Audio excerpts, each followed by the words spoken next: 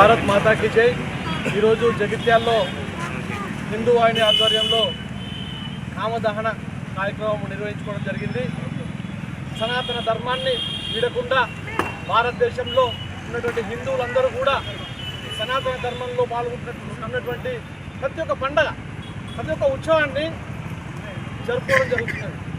ఈ ఉత్సవాలకు ఒక అర్థం ఉన్నది. ఈరోజు కామదానం చేసుకోవడం కారణం ఏంటంటే మనిషిలో ఉన్నటువంటి కోరికలు, అంటే విపరీతమైన కోరికలు, అవి ఏవైతే ఉన్నాయో అవి దయించి వేయాలని చెప్పేసి ఆ భగవంతుడిని కోరుకుంటూ ప్రార్థించుకుంటూ తనను తాను ఆ అగ్నిలో ఆ కోరికల్ని ఆహుతి చేయాలని చెప్పేసి కోరుకుంటూ మనం ఈ కార్యక్రమాన్ని నిర్వహించుకోవడం జరుగుతుంది. అందుకు తాను యావత్ జగిత్యాల్లో ఉన్నటువంటి హిందూ బంధువులందరూ కూడా ఈ కార్యక్రమంలో పాల్గొని దీన్ని విజయవంతం చేయడం జరిగింది. ఈ కార్యక్రమం పాల్గొన్నటువంటి హిందూ బంధువులందరూ కూడా కృతజ్ఞతలు. జై శ్రీరామ్. భారత్ మాతాకి జై. కూడా హిందూ వాహిని ఆధ్వర్యంలో కూడా కామదహన కార్యక్రమాన్ని నిర్వహించడం జరిగింది. సో మనకి కామదహన కార్యక్రమం అనేటువంటిది హోలీ పండుగ కంటే ముందు ఒకరోజు ముందుగా ఈ కార్యక్రమాన్ని చేయడం జరుగుతుంది. ఈ హోలీ పండుగ మనకు భారతీయ సంస్కృతిలో కూడా ప్రతి పండుగ అనేటువంటిది ప్రకృతిలో మరియు ఆధ్యాత్మికతతో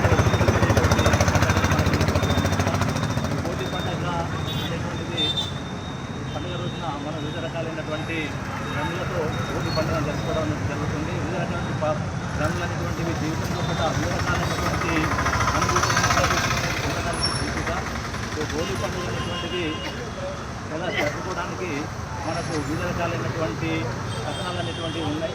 మనకి శాస్త్రీయంగా అంటే ఆధ్యాత్మికంగా చూసినట్టయితే భగవత్ పురాణం ప్రకారము శివుని వల్ల పార్వతి వల్ల శివుడు దీర్ఘమైనటువంటి ధ్యాన సమాధిలోకి వెళ్ళిపోవడంతో పార్వతీదేవి ఆందోళన చెంది రాముని ప్రేమకు చిహ్నమైనటువంటి ప్రేమదేవుడైనటువంటి కాముని యొక్క సహాయంతో ఆ శివుని మీద ప్రేమదేవుని ఆశించడంతో కామదేవుడు శివుని మీద మన్మథ బాణం వేయడంతో శివుడు ఆ కాముని తన కిందకంతో ప్రయత్నం చేసి భస్మం చేయడం జరిగింది. సో దాంతో అతని భార్యైనటువంటి రతిదేవి మరియు రతిదేవి తీవ్రమైనటువంటి శివుని యొక్క దీక్ష చేసి చివరికి మళ్ళీ ఆ తాపుని రక్షించుకోవడం అనేటువంటి జరిగింది. కాబట్టి హోలీ పండుగ ముందు ఈ కామదహనం అనేటువంటి చేయడం జరిగింది. సో ఇలా అనేక రకాలైనటువంటి కథనాలు మనకు ఉన్నాయి. అదేవిధంగా భగవత్ పురాణం ప్రకారం కూడా మనకు శ్రీకృష్ణుడు హోలీ పండుగ అనేటువంటిది శ్రీకృష్ణుని మరియు రాధ యొక్క ప్రేమకు చిహ్నంగా కూడా ఈ పండుగ జరుపుకోవడం అనేటువంటిది జరుగుతుంది. ఎలా వచ్చిందంటే శ్రీకృష్ణుడు రాధను ప్రేమించిన తర్వాత రాధ తన తల్లి అయినటువంటి యశోద దగ్గరికి వెళ్ళి చాలా అందంగా ఉంటుంది, మరి రాధ నేను వేరే కామశాలలో ఉంటాను, మరి నన్ను ప్రేమిస్తుందా అని చెప్పి అడిగినప్పుడు యశోద తల్లి చెప్తుందట, నువ్వు పోయి నీకు ఇష్టమైనటువంటి రంగును రాధకు పూయమని చెప్తుందట. సో అలా మొదటిసారిగా కృష్ణుడు ఆ రాధకి కళ్ళను చూడడం అనేటువంటిది జరిగింది. సో అలా కూడా మనకి హోలీ పండుగ వచ్చిందనేటువంటిది భగవత్ పురాణం ప్రకారం జరుగుతుంది. ఏమైనప్పటికీ ఇలా మనకు ఆధ్యాత్మిక ఆచారాలు అనేటువంటివి మనకు ఉన్నాయి. సో ఇలా పండుగలు, ఈ పండుగని మనం సంతోషంగా కెమికల్స్ రంగులతో కాకుండా మనకు నేచురల్గా ఉండేటువంటి రంగులతోనే పండుగలు చేసుకుని సో హ్యాపీగా ఉన్నాం. సో అందరికీ కూడా హిందూ బంధువులందరికీ కూడా హోలీ శుభాకాంక్షలు. పరమశివుడు చాలా ఘోరమైన తపస్సు చేస్తున్నప్పుడు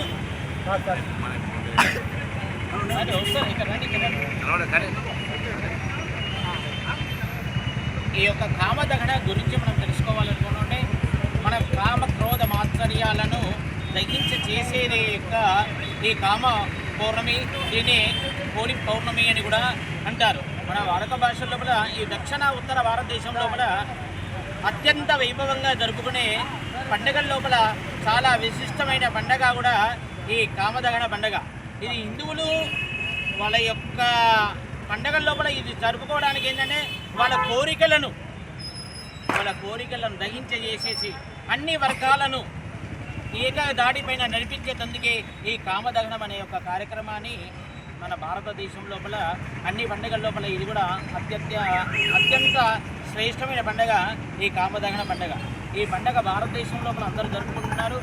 వాళ్ళందరూ కూడా రేపు కూడా జరుపుకునే ఆ హోలీ రంగు పండుగల లోపల కూడా కెమికల్స్ కాకుండా కూడా మంచి రంగులతోటి ఆడుకొని ప్రజలందరూ కూడా ఎలాంటి కూడా వైపరీత్యాలకు గురి కాకుండా కూడా అందరూ కూడా ఆ యొక్క హోలీ పండుగ జరుపుకోవాలని మేము కోరుకుంటున్నాం. జై శ్రీరామ్.